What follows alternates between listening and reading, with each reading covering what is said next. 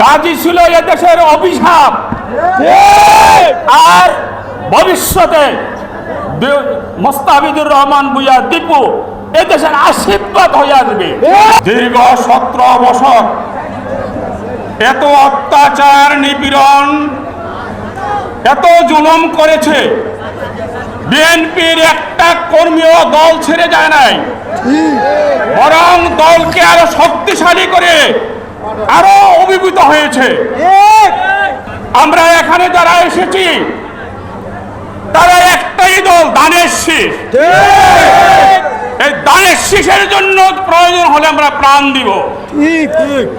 আমরা এমন নেতার নেতৃত্বে আমরা দল করেছি যিনি দুঃসময়ে নিজের জীবনকে বিপন্ন রেখে এদেশের মানুষকে সংগঠিত করে স্বাধীনতা ঘোষণা দিয়ে নিজে যুদ্ধ করেছেন, যুদ্ধকে সংগঠিত করে 9 মাস যুদ্ধ করে বাংলাদেশের মানুষকে স্বাধীন করেছেন। দুর্ভাগ্যের বিষয়, যে দল সবসময় মুখে স্বাধীনতার কথা বলে, দেশপ্রেমের কথা বলে, মানুষকে ভালোবাসার কথা বলে, তার মিথ্যা প্রমাণ দিয়েছে একবার নয় 3 বার। ঠিক 1971 সালে যখন এদেশের মানুষের উপর অত্যাচার নেমে আসে, তারা পালিয়ে ভারতে আশ্রয় নিয়েছে, পলায়ন করেছে এই নেতৃবৃন্দ। 1975 সালে শেখ মুজিবের মৃত্যুর পর আবার তারা ভারতে আশ্রয় নিয়েছে। এই 1924 সালে তারা এমন ভাবে পলায়ন করেছে যে দলের তৃণমূল থেকে একবারে এমপি মন্ত্রীরা পর্যন্ত খুঁজে পাওয়া যাচ্ছে না। সেম লজ্জার বিষয়, রাষ্ট্রের একটা বৃহৎ দল এত অত্যাচার করেছে, এত নিপীড়ন করেছে, তা মানুষের সামনে মুখ দেখাতে লজ্জা পায়। এই লজ্জায় মুখ দেখার জন্য পার্শ্ববর্তী রাষ্ট্র ভারতে গিয়ে আশ্রয় নিয়েছে। আমরা তাদের ধিক্কার জানাই।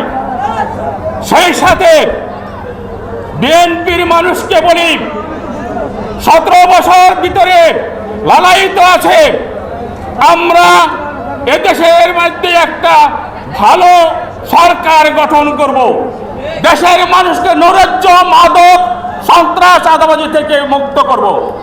এটা আমাদের দলের নির্দেশ, দলের আদর্শ নির্দেশ।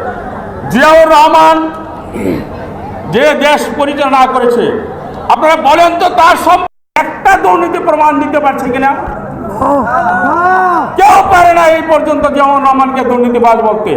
কিন্তু আজকে আওয়ামী লীগ কিরকম দুর্নীতি করেছে, দেউলিয়া করে দিয়ে গেছে, আমরা পড়ে গেছি। আমরা আমাদের মাঝে যে স্বপ্ন, সে স্বপ্ন আমরা অবশ্যই সামনে বাস্তবায়ন করব, এবং সেটা বাস্তবায়ন করার জন্য যেরকম পরীক্ষা দিতে হয় আমরা পরীক্ষা দিব। আমরা চাই এদেশের মধ্যে একটা গণতন্ত্র ফিরে আসুক, গণতন্ত্রের মাধ্যমে, নির্বাচনের মাধ্যমে আমরা সরকার পরিবর্তন করব। যারা গণতন্ত্রের মানুষ কন্যা বলেছেন, সে ছিল গণতন্ত্রের রাক্ষস। করেছে, দিনে করেছে, রাতে করেছে, তারপরে বলে তারা গণতন্ত্র করেছে। আর তারা প্রতিটা কথা মিথ্যা কথা বলেছে, সত্য কথা তাদের মুখের মধ্যে ছিল না।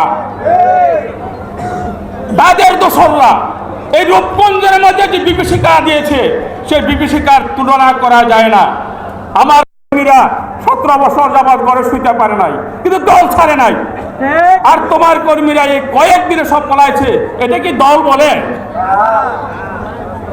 আমরা এই দেশের মধ্যে যা দেখলাম, রূপগঞ্জে গাজী ছিল এদেশের অভিশাপ, আর ভবিষ্যতে মোস্তাফিজুর রহমান ভূঁইয়া দীপু এদেশের আশীর্বাদ হয়ে আসবে এবং রূপগঞ্জকে রূপের গড়ে তুলবে। দীপু ভূঁইয়ার একটাই কথা, আমি চাঁদা খাবো না, কাউকে চাঁদা খেতে দিব না, কারো জমিন দখল করতে দিব না, কারো জমিনের মধ্যে খোঁড়া করতে দিব না। বলতে পারেন কিছু অস্বাভাবিক কাজ দলের ভিতরে থাকা মাঝে মধ্যে হয়ে যায়, না জানা যায়, দল জানে না। আপনাদের এখানে দাঁড়িয়ে বলে যায়, দীপুর বয়া বলেছে যে আমি সন্ত্রাসকে অবশ্যই স্থান দিব না। আপনি এই রূপগঞ্জের মানুষ শান্তিতে এবং তারা তাদের অধিকার নিয়ে সম্পূর্ণ স্বাধীনভাবে কাজ করবে। ব্যবসা বাণিজ্যে যেখানে যেটা প্রয়োজন সেখানে এই দেশ লোককে আমরা সাহায্য করব।